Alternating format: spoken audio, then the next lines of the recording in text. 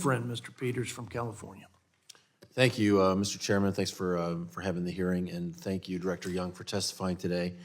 I'm so proud of one particular accomplishment last year, which was a bipartisan bill to improve the nation's infrastructure, something people had been talking about for a long time here, even week to week. But we actually did a decade's worth of infrastructure investment. And among the many lessons that we learned and addressed in the pandemic is how crucial broadband access is for families and businesses to stay connected in today's world. That's the access to opportunity, that's the access to information.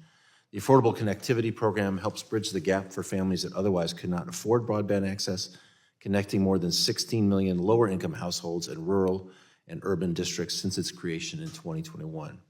I want to make sure that the White House does support ensuring the program has the resources necessary to continue funding once it runs out early next year.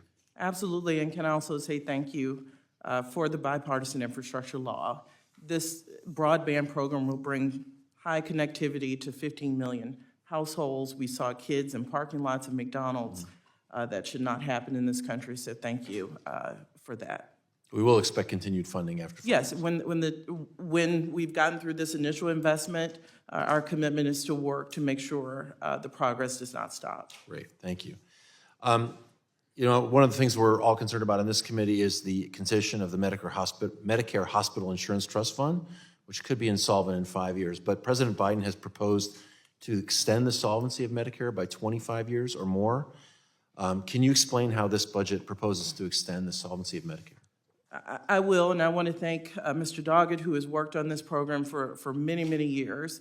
And the president's policy aligns with his and goes a step further, where we take the net investment income tax that was always intended to go to solvency and move that over to help the trust fund. We also close loopholes. Some wealthy have found ways, legal ways, not to pay into Medicare. We close those. And we also ask those making more than $400,000 to pay 1.2% more, up to 5%, while middle-class working families continue to pay 3.8%.